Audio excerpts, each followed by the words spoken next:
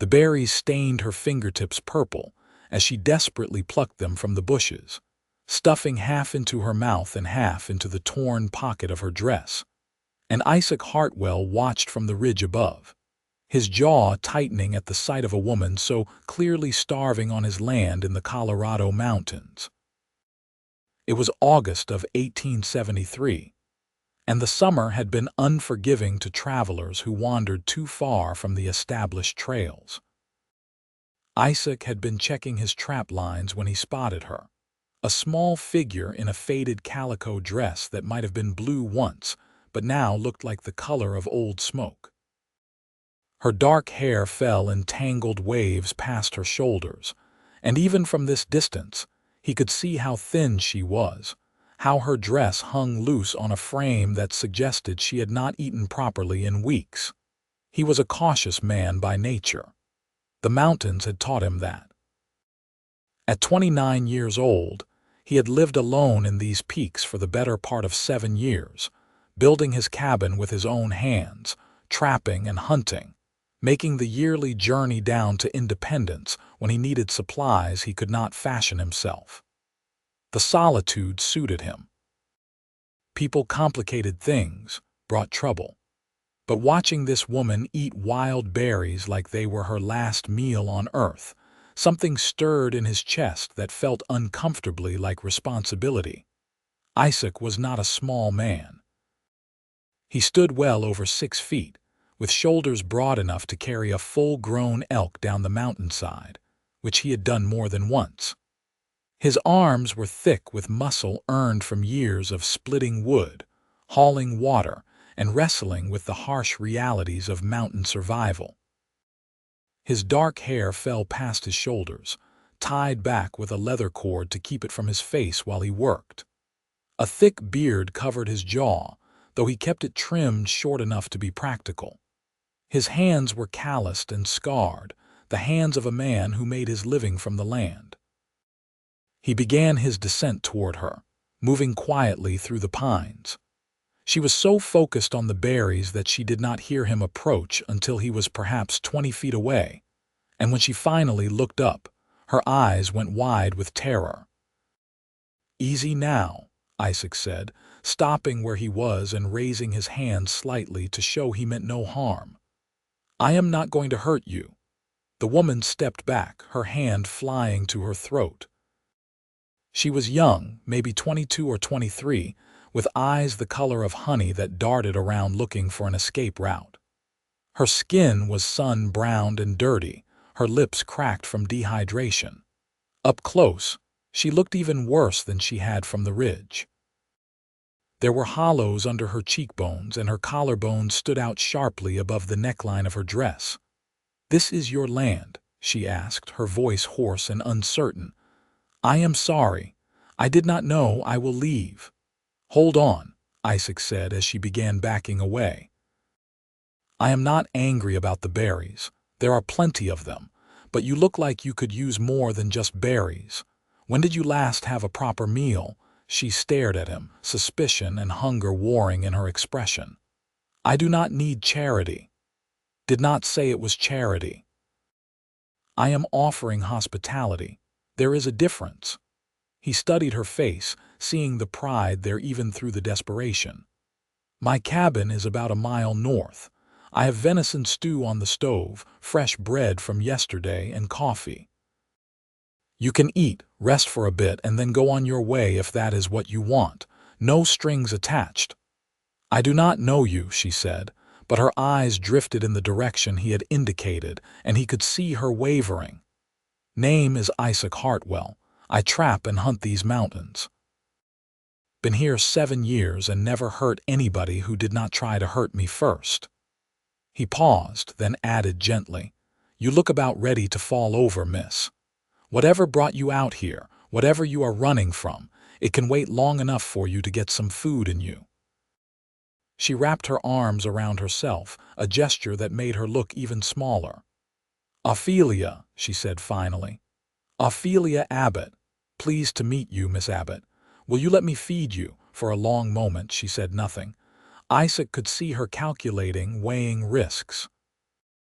He knew what he looked like, a large mountain man appearing out of nowhere. He probably seemed dangerous, but hunger was its own kind of danger, and eventually hunger won. "Just dinner," she said. "Then I will be on my way." "That is all I am offering," Isaac said, and turned north, listening for her footsteps behind him. After a few seconds, he heard them, soft and hesitant on the pine needles. They walked in silence through the forest. Isaac kept his pace slow, noticing how Ophelia struggled to keep up even at that measured speed.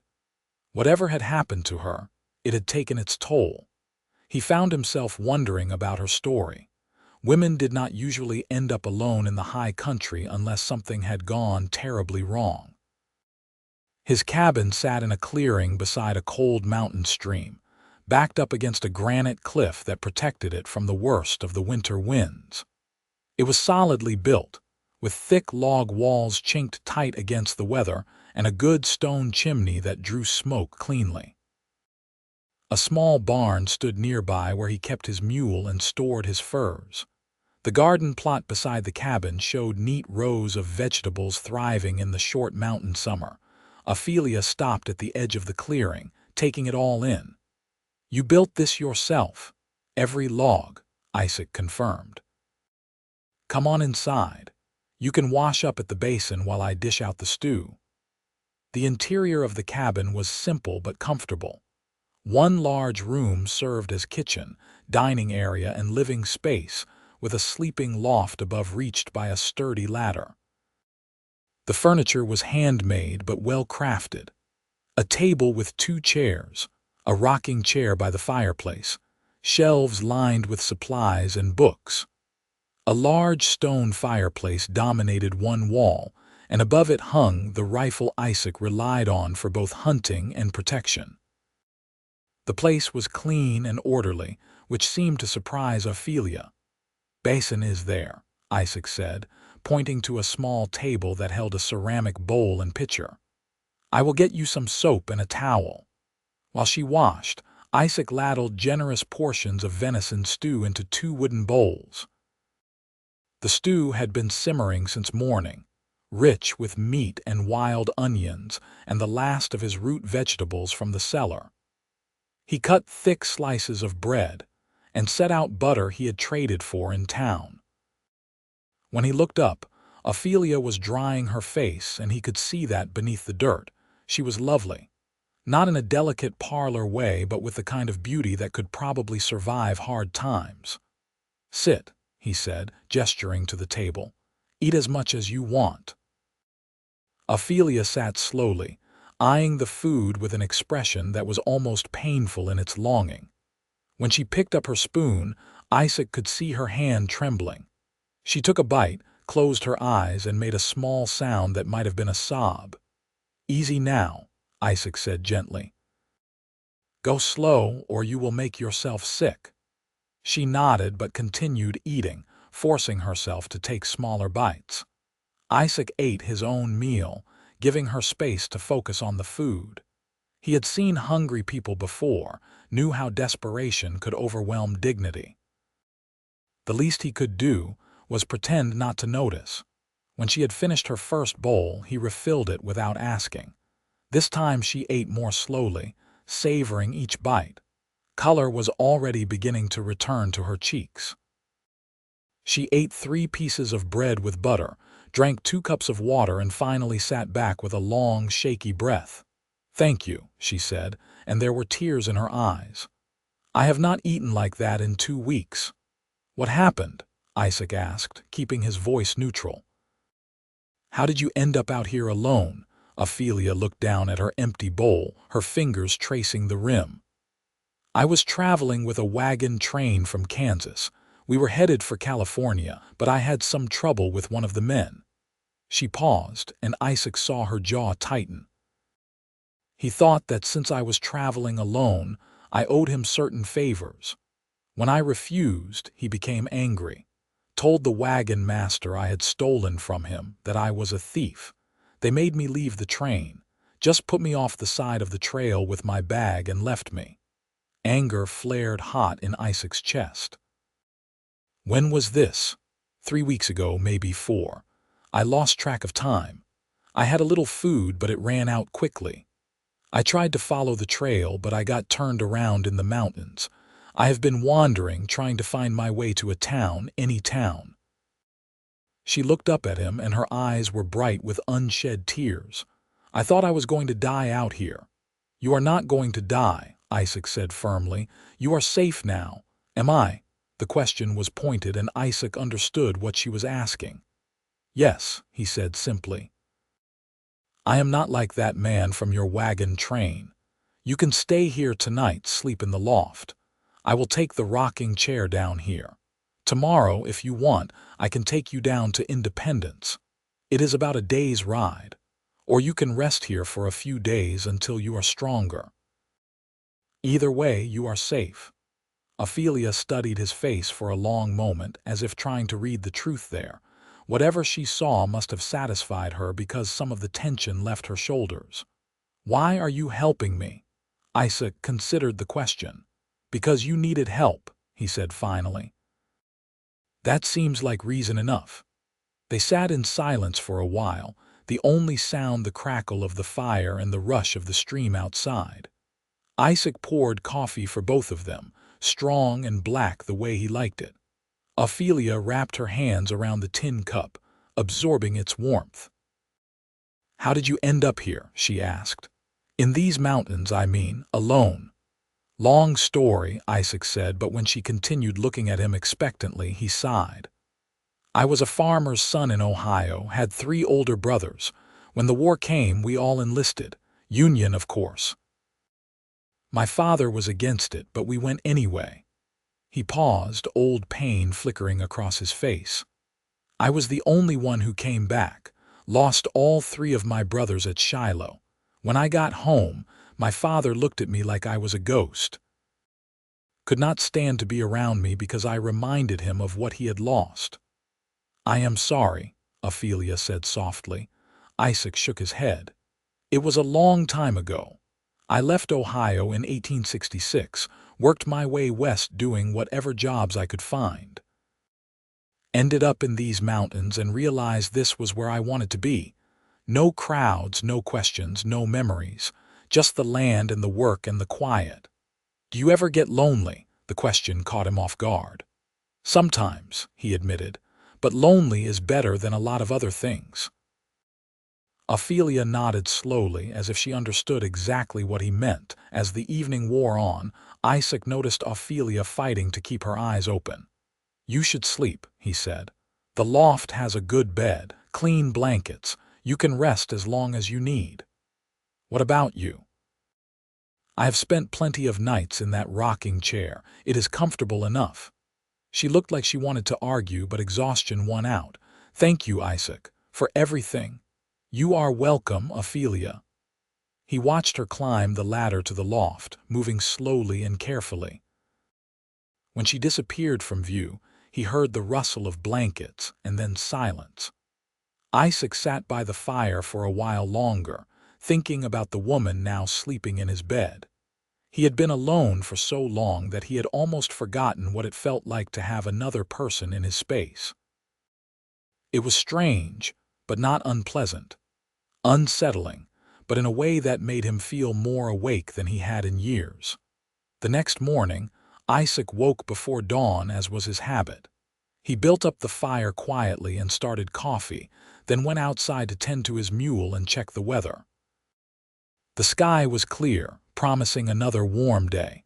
When he came back inside, Ophelia was climbing down from the loft, her hair loose around her shoulders.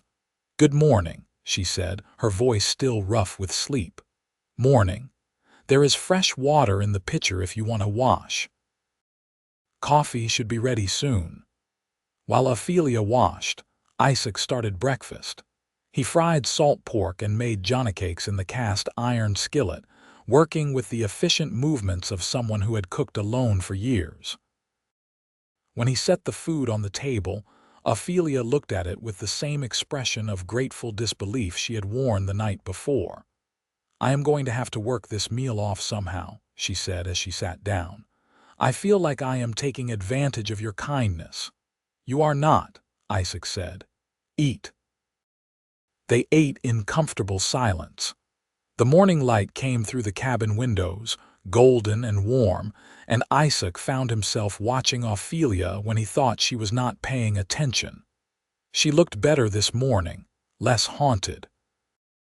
Her eyes were clearer, and the desperate edge had left her movements. She was pretty, he realized. More than pretty. Beautiful in a way that was all the more striking for being natural and unadorned. "I was thinking," Ophelia said, setting down her fork. "If the offer still stands, I would like to stay here for a few days. Get my strength back before I head to Independence, but only if I can help somehow. Cook, clean, tend the garden, something to earn my keep." Isaac had been about to suggest exactly that, though he had worried it might sound like he was trying to keep her there. "The offer stands," he said, "and I will not turn down help. The garden could use weeding, and I am not much of a cook beyond basic survival food." Ophelia smiled, and it transformed her face. "Then it is settled. I will stay and help until I am well enough to travel." Isaac nodded, ignoring the small flutter in his chest that might have been relief or might have been something else entirely. The days that followed fell into an easy rhythm. Isaac rose early and tended to his trap lines, checking for beaver and marten in the streams and forests around his land. Ophelia took over the cooking and proved to be talented at it, turning his simple ingredients into meals that tasted better than anything he had made for himself. She attacked the garden with determination, pulling weeds and harvesting vegetables that were ready. She washed clothes in the stream and hung them to dry in the sun. She swept the cabin floor and organized his shelves, and generally brought an order to his life that he had not realized was missing. They talked while they worked, sharing stories of their lives before. Ophelia told him about growing up in a small town in Kansas, the youngest of 5 daughters. Her father had died when she was 12, and her mother had remarried a man who saw his stepdaughters as burdens to be married off as quickly as possible. When Ophelia had refused a match with a man 3 times her age, her stepfather had given her a choice: marry or leave. She had chosen to leave, using the small inheritance from her real father to buy passage on a wagon train west. "I wanted to start over somewhere new," she explained one evening as they sat outside the cabin, watching the sun set behind the mountains. "Somewhere I could make my own choices, build my own life. I suppose that sounds foolish." "It sounds brave," Isaac said. "Most people do not have the courage to walk away from everything they know. You did." "That was different. I was running away from ghosts." "Maybe I was too," Ophelia said quietly. "Just different kinds of ghosts." Isaac asked her what she had planned to do in California, and Ophelia admitted she had not thought that far ahead. She had some skills with sewing and could read and write well, having been educated by her mother who had been a schoolteacher. She had thought maybe she could find work as a seamstress or a governess, something respectable that would allow her independence. "Those are good skills," Isaac said. "You will have no trouble finding work." But even as he said it, he found himself hoping she would not be in too much of a hurry to leave. By the end of the first week, Ophelia had filled out noticeably. Her cheeks had color, and she moved with more energy. She laughed more easily, too, a sound that Isaac realized he had been waiting for without knowing it. She had a sharp wit and an easy way of teasing him that he found he enjoyed, even when she was making fun of his cooking or his habit of talking to his mule like she was a person. "Chester is a good listener," Isaac defended when Ophelia caught him having a full conversation with the mule about whether to check the north trap line or the south one first.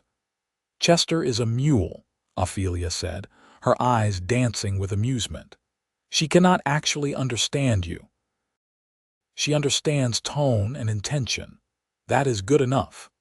Ophelia laughed, and the sound echoed through the clearing like music, Isaac found himself changing his routines to spend more time around the cabin.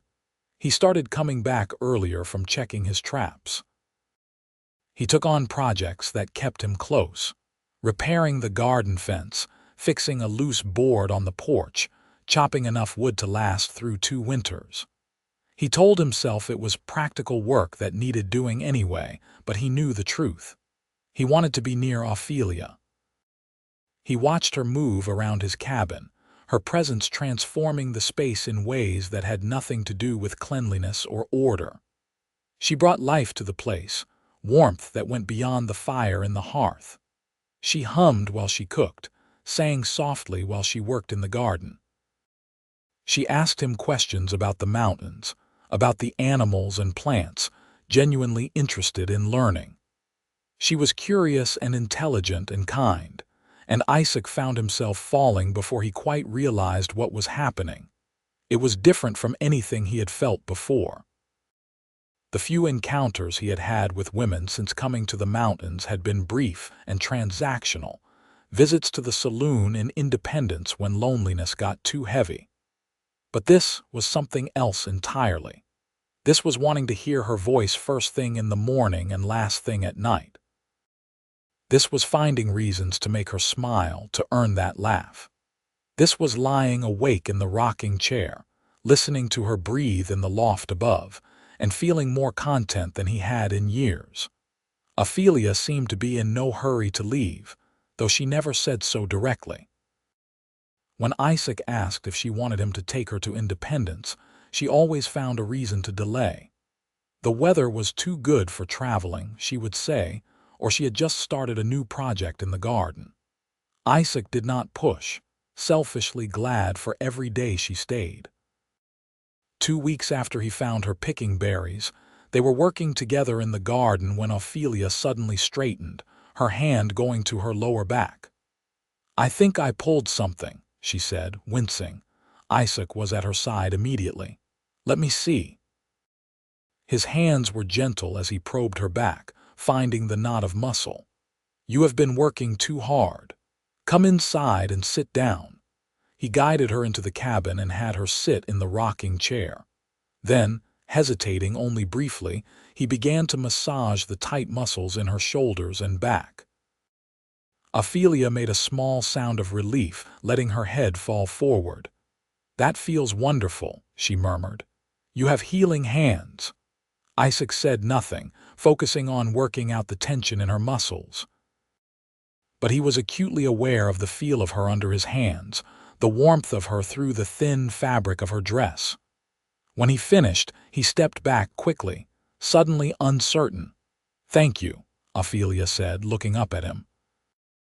Their eyes met and held, and something passed between them, an acknowledgement of feelings neither had spoken aloud. "You are welcome," Isaac said, his voice rougher than usual. "You should rest for the evening. I will handle dinner." "Only if you let me supervise," Ophelia said with a small smile. "Left to your own devices, you will just make more Jonna cakes." "Nothing wrong with Jonna cakes. There is when you have had them for every meal."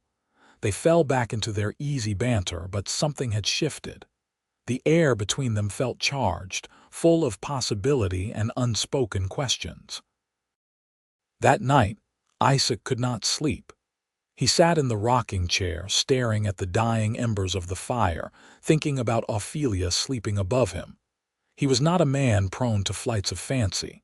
He was practical, grounded, used to being alone, but he could not deny what he felt anymore. He was in love with her, completely, terrifyingly in love. The realization should have scared him. After years of solitude, of telling himself he was content with the isolation, the intensity of what he felt for Ophelia was overwhelming. But instead of fear, he felt something like hope stirring in his chest, a hope he had not allowed himself in years. The question was what to do about it. Ophelia had not indicated that she felt the same way, though sometimes he caught her watching him with an expression he could not quite read. She smiled more easily around him now, teased him freely, seemed comfortable in his presence. But that did not necessarily mean she wanted to stay permanently. She had plans, a life she was trying to build. What could he offer her except more isolation in the mountains? The next morning, Isaac decided to take Ophelia fishing at a lake about 2 miles from the cabin. It was a beautiful spot, crystal clear water surrounded by tall pines, with a meadow full of wildflowers nearby. He had not taken anyone there before, and he found himself wanting to share it with her. "I have never been fishing," Ophelia admitted as they hiked up the trail, Isaac carrying the poles and a basket for any fish they might catch. "It is simple enough. Mostly it is about patience." "Then I should be good at it," Ophelia said wryly. "I have had plenty of practice being patient lately." The lake was as beautiful as Isaac remembered, the water so clear they could see trout moving in the shallows. He showed Ophelia how to bait the hook and cast the line, standing close behind her to guide her arm through the motion. She caught on quickly, and soon they were sitting side by side on the bank, lines in the water, surrounded by the peaceful sounds of the forest. "This is lovely," Ophelia said softly. "Thank you for bringing me here. I thought you might like it." They sat in comfortable silence for a while. Then Ophelia said, "Isaac, can I ask you something?" "Of course." "You ever think about doing something else, going somewhere else, or do you plan to stay in these mountains forever?" Isaac considered the question carefully.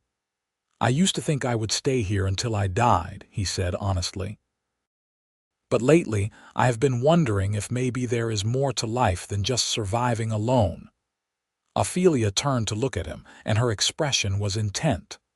"What changed your mind?" "You did," Isaac said simply. The words hung in the air between them. Ophelia's eyes widened, and for a moment Isaac thought he had said too much, revealed too much. But then her face softened and she reached out to touch his hand. "Isaac," she said, and there was something in her voice that made his heart race. "I need to tell you something.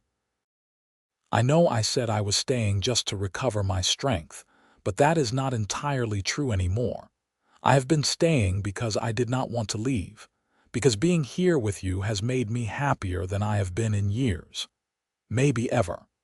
Isaac turned his hand over, lacing his fingers through hers. "You do not have to leave," he said.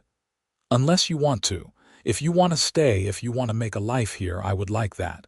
I would like that very much." "Are you sure?" Ophelia asked. "You have been alone for so long. Having me here permanently would change everything." "I know," Isaac said. "I want it to change. I want you here, Ophelia, not as a guest but as part of my life, as my partner if you would want that." Ophelia's eyes filled with tears, but she was smiling. "I would want that," she said. "I would want that more than anything." Isaac reached up to cup her face, his rough palm gentle against her cheek. "Then stay. Please stay." "I will," Ophelia whispered, and then Isaac was kissing her, soft and careful at first, then deeper as she responded. It felt like coming home, like finding something he had not known he was missing. When they finally pulled apart, both of them were breathless. "We should probably check our lines," Ophelia said, laughing a little. "I think something is biting." They had caught 4 good-sized trout, which they cleaned by the lake and carried back to the cabin in the basket. The walk back felt different, lighter somehow. They held hands on the trail, and Isaac felt a contentment settling into his bones that he had not experienced since before the war. That evening they cooked the trout together, moving around the small kitchen in an easy dance that felt natural and right. After dinner, they sat outside on the porch, watching the stars emerge in the darkening sky. Ophelia leaned against Isaac's shoulder, and he wrapped his arm around her, pulling her close. "I cannot believe I found you picking berries," Isaac said quietly. "If I had gone a different direction that day, checked a different trap line, I might have missed you entirely." "I cannot believe you invited a strange, starving woman to dinner," Ophelia countered. "You could have just let me keep taking your berries and gone on your way."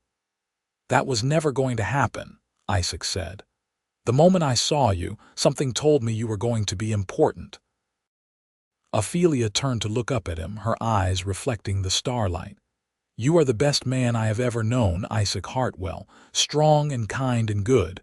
I feel safe with you in a way I have never felt safe before." Isaac kissed her forehead. "I will always keep you safe. That is a promise." They stayed outside until the night grew cold, then went inside to the warmth of the cabin. That night, Isaac did not sleep in the rocking chair. He climbed the ladder to the loft, where Ophelia waited for him, and they lay together in the darkness, holding each other close. Two people who had been alone finding comfort in connection. In the weeks that followed, they fell deeper into love and deeper into the rhythms of their shared life. Isaac taught Ophelia to shoot his rifle, to track animals through the forest, to read the weather in the clouds and the behavior of birds. Ophelia taught Isaac that life could be more than just surviving, that joy could be found in small moments, in shared laughter and quiet conversations, and the simple pleasure of not being alone. They made plans for the future. Isaac would expand the cabin, adding a second room and a proper loft bedroom. They would plant a bigger garden next spring, maybe even try raising chickens. In the fall, they would go down to Independence together, and Isaac would buy Ophelia a proper dress and whatever supplies she wanted. And when they were ready, they would start a family. One morning in early September, as the aspen trees were beginning to turn gold on the mountainsides, Isaac woke to find Ophelia already up, standing at the window looking out at the forest. He came up behind her, wrapping his arms around her waist. "What are you thinking about?" he asked. "How lucky I am," Ophelia said, leaning back against his chest. "3 months ago I thought my life was over. I was lost and starving and terrified, and then you found me."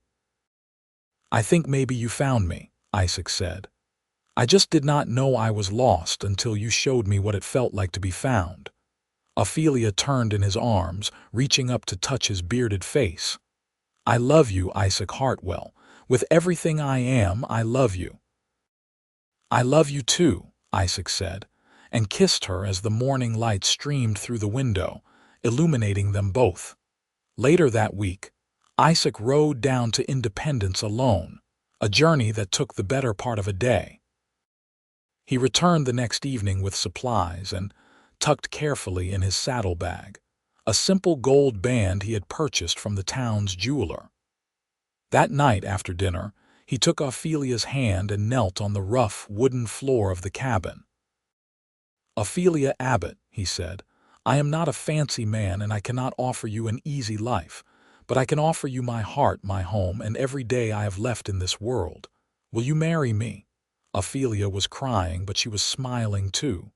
"Yes," she said. "Yes, Isaac, I will marry you."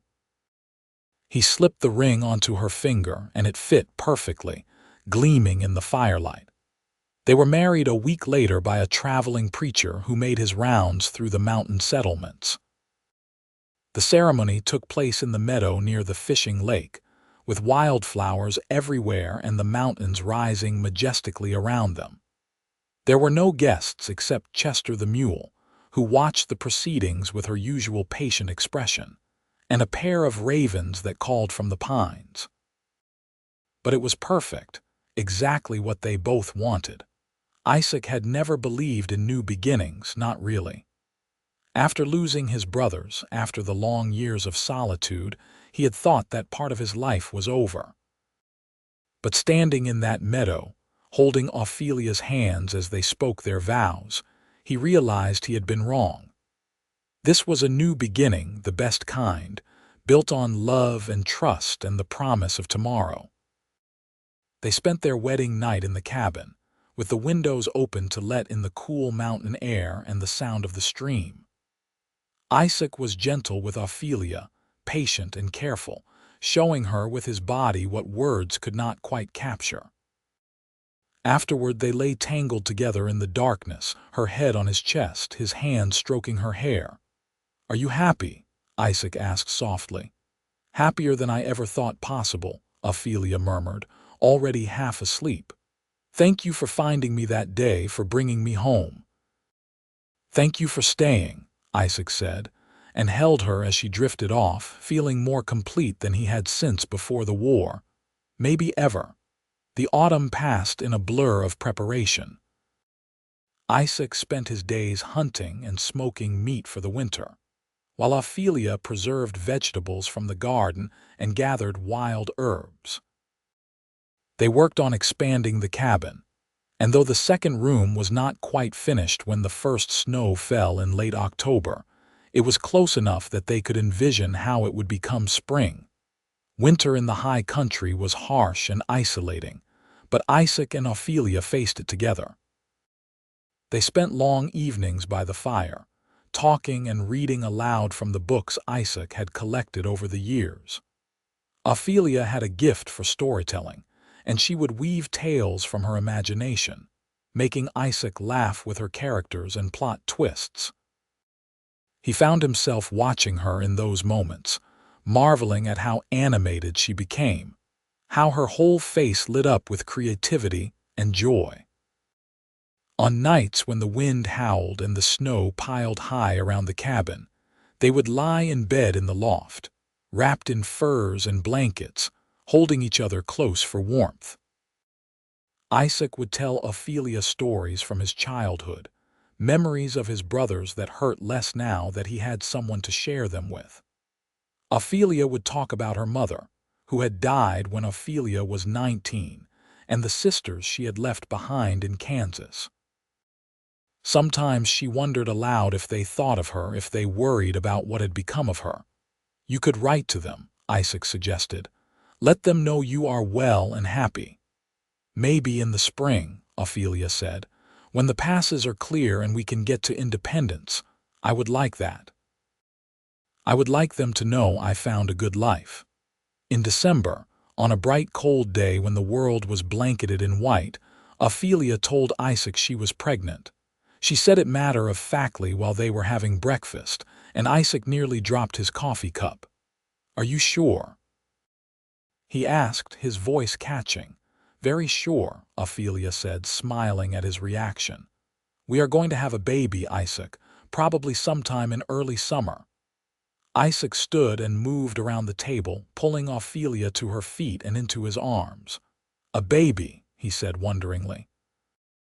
"We are going to be parents." "Are you happy about it?" Ophelia asked, though she must have been able to see the answer in his face. "Happy does not even begin to cover it," Isaac said, and kissed her deeply. When they pulled apart, he placed his hand gently on her belly, even though there was nothing to feel yet. "A baby," he said again, and laughed, the sound full of joy and disbelief and hope. The rest of the winter took on a different quality, colored by anticipation. Isaac became even more protective of Ophelia, insisting she not overdo the work, not lift anything heavy, not go outside when the weather was particularly bad. Ophelia tolerated his hovering with good humor, teasing him about being overprotective but secretly enjoying the attention. "The women in my family are strong," she reminded him when he tried to stop her from sweeping the floor. "My mother had 5 babies and worked on her feet all day every day. I am not going to break." "I know that," Isaac said, "but humor me anyway. Let me take care of you." Ophelia softened at that. "You always take care of me," she said. "From the very first day, but all right, I will try not to do anything too strenuous if it makes you feel better." When spring finally came, melting the snow and turning the mountains green again, Isaac finished the second room and started on a cradle. He worked on it in the evenings, carving it from pine and sanding it smooth. Ophelia made soft blankets from scraps of fabric she had, creating a little nest for the baby who would arrive when the wildflowers were at their peak. In early May, they made the trip down to Independence together, moving slowly to accommodate Ophelia's growing belly. In town, they bought supplies and fabric for baby clothes, and Isaac introduced Ophelia proudly as his wife. The townspeople were surprised to learn that the reclusive mountain man had gotten married, but they were welcoming enough, especially the women, who offered Ophelia advice about childbirth and motherhood.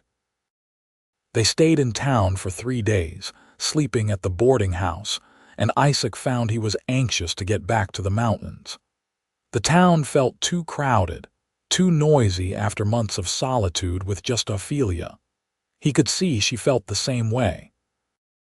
On the morning of the 4th day, they loaded Chester with supplies and began the long ride home. "I am glad we went," Ophelia said as they climbed into the high country, the air growing cooler and cleaner. "But I am gladder to be going home." "Me too," Isaac agreed. The cabin in the mountains was home now, in a way it had not been before Ophelia. It was not just a place he survived. It was a place he lived, a place where love and laughter and hope resided. Ophelia went into labor on a warm day in mid-June, when the meadow was full of wildflowers and the sun was bright overhead. Isaac had been chopping wood when she called to him from the cabin door, her voice calm despite the obvious pain in her face. "It is time," she said. "The baby is coming." Isaac dropped the axe and ran to her, his heart pounding. They had prepared for this, talking through what to expect, gathering supplies. But now that the moment was here, Isaac felt a surge of panic. "What do I do?" he asked. "Help me to the bed," Ophelia said, breathing through another contraction. "Then get the water heating. We talked about this, Isaac. You know what to do." Isaac did as she asked, moving on instinct and training from conversations they had had. He had helped birth foals and calves before. He told himself this was not so different, even though he knew it was completely different. This was Ophelia, his wife, the woman he loved more than life itself. And this was their child, fighting to enter the world. The labor was long and hard. Ophelia labored through the afternoon and into the evening, and Isaac stayed by her side the entire time, letting her grip his hand hard enough to bruise, wiping her forehead with cool cloths, murmuring encouragement and love. He had faced down bears and mountain lions, survived battles and harsh winters, but he had never felt as helpless as he did watching Ophelia in pain. "You are doing so well," he kept saying. "You are so strong, Ophelia, so strong." "I do not feel strong," Ophelia gasped between contractions. "I feel like I am being torn apart." "You are the strongest person I know," Isaac said fiercely. "And you can do this. We can do this together." As the sun was setting, painting the cabin walls gold and orange, Ophelia gave a final cry and their son was born. Isaac caught the baby in his hands, a tiny slippery miracle, and for a moment he could not breathe. The child was so small, so perfect, with a full head of dark hair and tiny fists that waved in the air. The baby took a breath and wailed, a sound so beautiful that Isaac felt tears streaming down his face. "He is here," Isaac said, his voice breaking. "Ophelia, he is here and he is perfect." He placed the baby on Ophelia's chest, and she wrapped her arms around their son, crying and laughing at the same time. "Hello, little one," she whispered. "Hello, my beautiful boy." Isaac dealt with the afterbirth and cleaned up as best he could, his hands shaking with emotion and adrenaline. When everything was settled and Ophelia was comfortable, he climbed into the bed beside her, wrapping his arms around both his wife and his son. "What should we name him?" Ophelia asked, stroking the baby's soft hair. Isaac looked at the tiny face, the eyes that were trying to focus, the rosebud mouth. He thought of his brothers, of family and legacy and new beginnings. "What do you think of Elijah?" he asked. "It was my youngest brother's middle name. He always said if he had a son, he would use it." "Elijah," Ophelia said, testing the name. Elijah Hartwell.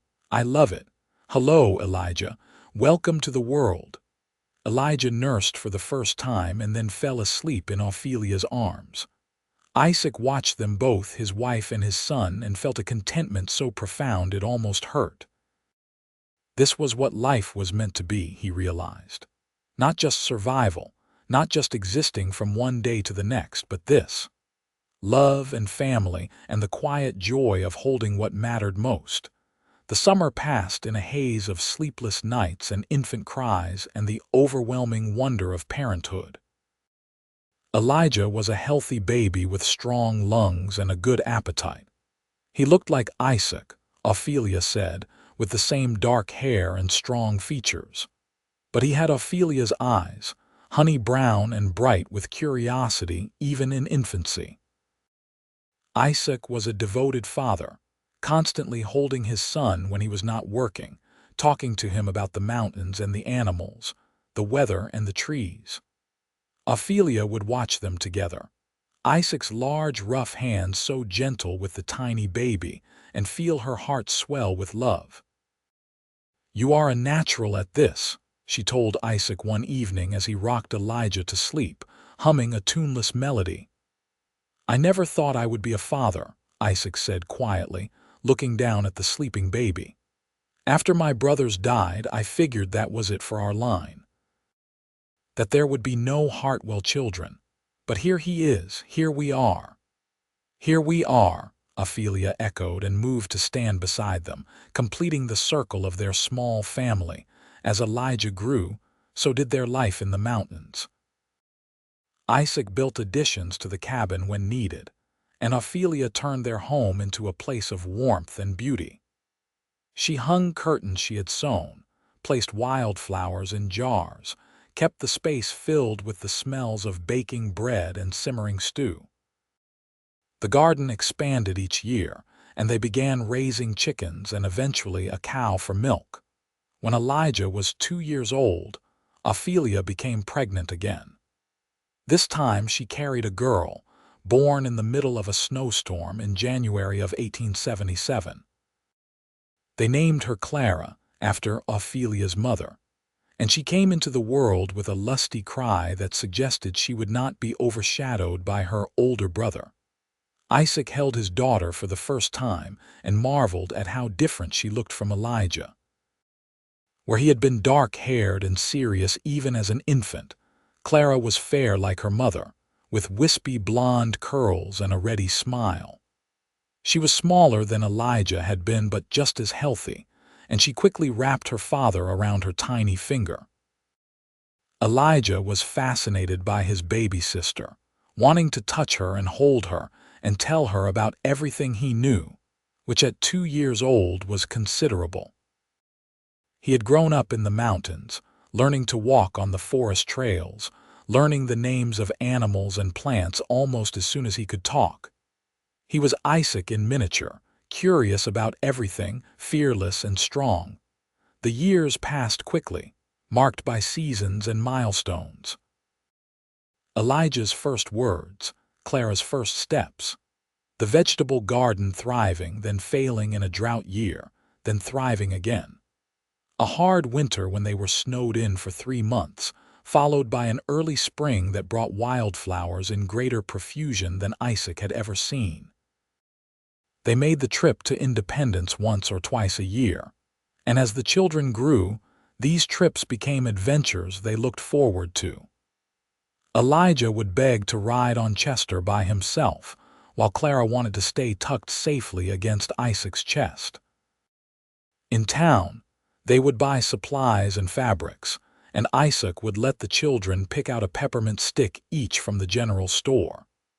The townspeople grew used to seeing the Hartwell family, and some even ventured remarks about how domestic and content the mountain man looked these days.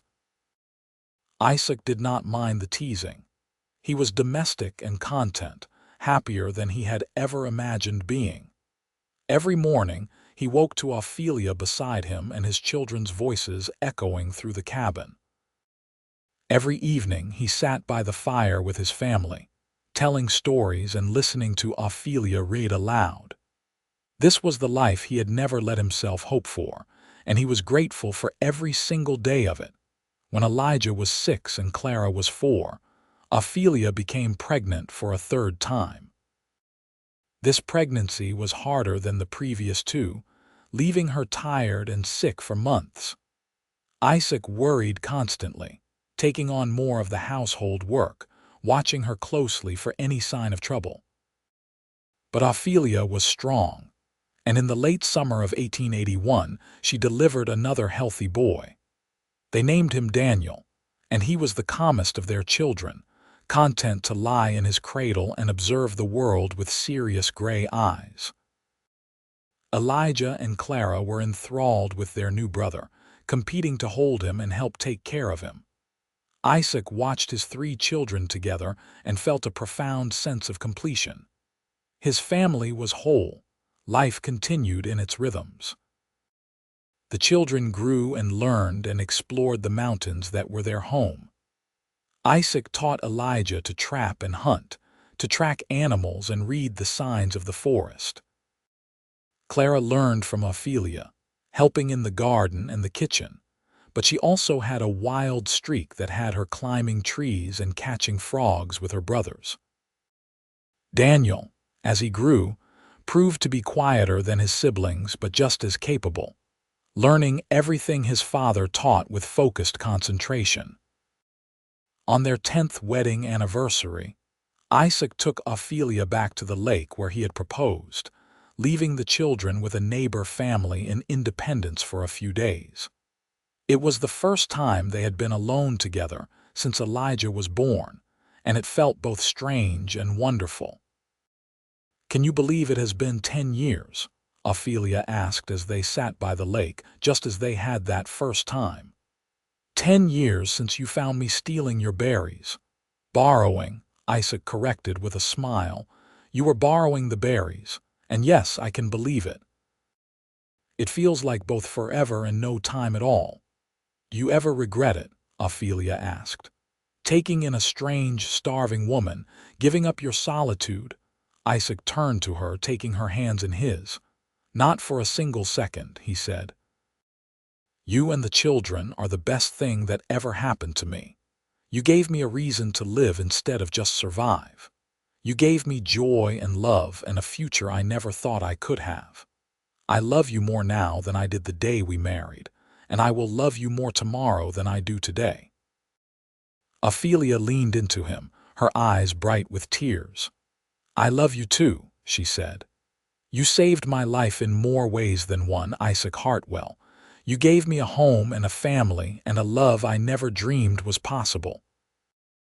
They stayed at the lake for 2 days, reconnecting as a couple, remembering the early days of their relationship. It was good to be alone together, but they both missed their children fiercely and were glad to return to the cabin and the chaos of family life. The children continued to grow. Elijah became a strong young man, tall and broad-shouldered like his father, with a natural skill for tracking and hunting. He talked about wanting to explore beyond the mountains someday to see the world, but Isaac could tell he loved the land as much as Isaac did. He would always come back. Clara grew into a beautiful girl with her mother's intelligence and her father's determination. She loved learning and read every book they had multiple times. She talked about becoming a teacher someday, helping other children learn the way she had learned. Isaac and Ophelia supported her dreams, knowing she had the strength and capability to achieve whatever she set her mind to. Daniel was the quiet one, content with the rhythms of mountain life. He had a gift for working with wood, carving intricate figures of animals that were remarkably lifelike. Isaac built him a small workshop in the barn, and Daniel would spend hours there, lost in his craft.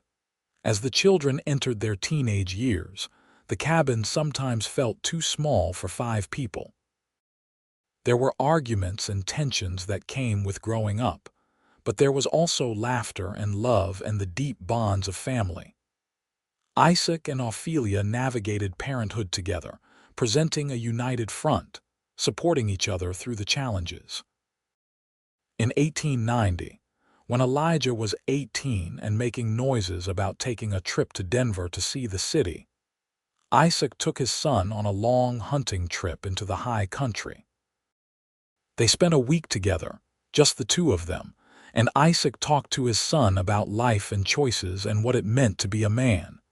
"You are old enough now to make your own decisions," Isaac told Elijah as they sat by their campfire one night. "If you want to travel to see what is beyond these mountains, your mother and I will support that. But I want you to know that wherever you go, you have a home here. Always." "I know, Pa," Elijah said. "And I do want to see other places, but I will always come back. These mountains are in my blood." Isaac nodded, satisfied. He had been the same way once, needing to leave before he could appreciate what home meant. If Elijah needed to do the same, Isaac would not stand in his way. When they returned from the hunting trip, they found the cabin in an uproar.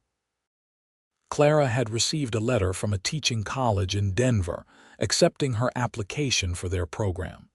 She was dancing around the kitchen with Ophelia, both of them laughing and crying. "Can I really go?" Clara asked when she saw Isaac. "Can I really do this?" Isaac hugged his daughter, this fierce, smart girl who wanted to change the world through education. "Of course you can," he said. "We will figure out the money and the logistics. If this is your dream, we will make it happen." And they did. Clara left for Denver in the fall of 1891, and the cabin felt emptier without her vibrant presence. But she wrote home often, full of stories about her classes and the city and the future she was building. She came home for holidays and summers, each time more polished and confident, and Isaac was proud of her even as he missed her. Elijah did eventually make his trip to Denver, spending several months there working odd jobs and exploring. But just as he had promised, he came back to the mountains, declaring that city life was not for him. He had inherited a piece of land adjacent to Isaac's property and began building his own cabin, planning for a future that included a wife and family of his own someday. Daniel stayed close to home, content with his woodworking and the quiet life. He was in no hurry to leave, and Isaac and Ophelia were glad to have at least one child still under their roof as the house slowly emptied. The years continued to pass, bringing changes and challenges. Isaac's hair turned gray at the temples, and Ophelia developed fine lines around her eyes from years of smiling and squinting in the mountain sun. But they were still healthy and strong, still deeply in love, still building the life they had started that day when Isaac found Ophelia picking berries. In 1895, Clara came home with a young man named Thomas, a fellow teacher she had met at the college. He was intelligent and kind, and he clearly adored Clara. Isaac gave his blessing for the marriage, and they held the wedding in the meadow by the lake, just as Isaac and Ophelia had done so many years before. The whole family was there, along with friends from Independence and some of Clara and Thomas's colleagues from Denver. It was a joyful day, full of love and laughter. Elijah married a year later, a practical woman named Sarah from Independence who loved the mountains as much as he did. They settled into the cabin Elijah had built, and within 2 years they had given Isaac and Ophelia their first grandchild, a boy named Isaac Jr. Holding his grandson for the first time, Isaac felt the circle of life complete itself. Here was another generation, another beginning, proof that love and family endured beyond any individual life. Daniel eventually married as well, a quiet woman named Ruth who shared his love of craft and simple living. They built a home near Elijah's, and suddenly the mountain that Isaac had once inhabited alone was populated with Hartwells, a family dynasty built on the foundation of a chance encounter and an invitation to dinner. As Isaac and Ophelia grew older, They spent more time watching their grandchildren play in the clearings and forests where their own children had played. They told stories of the early days, of how they had met, of the first difficult winter and the joy of their first child. The grandchildren loved these stories, begging to hear them over and over. "Tell the one about Grandma and the berries," they would beg, and Isaac would smile and begin the tale again, never tiring of it. On their 35th wedding anniversary, the entire family gathered at the original cabin for a celebration. There were children and grandchildren everywhere, filling the space with noise and life. Isaac looked around at the family he and Ophelia had created, at the legacy of love they had built, and felt a gratitude so profound it brought tears to his eyes. That evening, after everyone had left and it was just the two of them again, Isaac and Ophelia sat on the porch, watching the sun set behind the mountains. Ophelia's hair was gray now, her face lined, but to Isaac, she was as beautiful as the day he found her. "We did all right, did we not?" Ophelia asked, taking his hand. "We did better than all right," Isaac said. "We built something real and lasting. We created a family and a legacy. We found love when neither of us was looking for it." "I was looking," Ophelia said softly. "I just did not know it until I found you." Isaac pulled her close, kissing her forehead. "Best decision I ever made, inviting you to dinner that day." "Best decision I ever made, saying yes," Ophelia countered. They sat in comfortable silence as the stars began to emerge, two people who had started as strangers and become soulmates, who had built a life from nothing but love and determination. The mountains stood eternal around them, witness to their love story, guardian of the family they had created. Isaac knew that someday this would all pass, that he and Ophelia would not live forever. But he also knew that what they had built would endure. Their children and grandchildren would carry on, making their own lives in these mountains or beyond, but always connected by the bonds of family and the love story that had started it all. He thought back to that August day in 1873 when he had seen a woman picking berries on his land. He had been a different person then, alone and content to stay that way, convinced that solitude was his destiny. But something had made him approach her, something had made him offer help to a stranger. Call it instinct, call it fate, call it divine intervention. Whatever it was, Isaac was grateful for it every single day. "What are you thinking about?" Ophelia asked, her head resting on his shoulder. "About berries," Isaac said with a smile, "and how much can change from a single decision, how one act of kindness can transform everything." Ophelia laughed softly. "Those berries saved my life. You saved my life." "No," Isaac said. "We saved each other." And that was the truth of it. Two lost souls, one starving and desperate, one isolated and resigned, had found each other at exactly the right moment. They had chosen to take a chance on connection, on trust, on the possibility that life could be more than just surviving alone. And from that choice, from that single dinner invitation, an entire universe had bloomed. The years ahead would bring their own joys and challenges. There would be more grandchildren and eventually great-grandchildren. There would be losses too, inevitable as the passing seasons. But through it all, Isaac and Ophelia would face life together, their love the bedrock on which everything else was built. As they sat on the porch that evening, surrounded by the mountains they loved, holding each other as they had for 35 years, Isaac and Ophelia were content.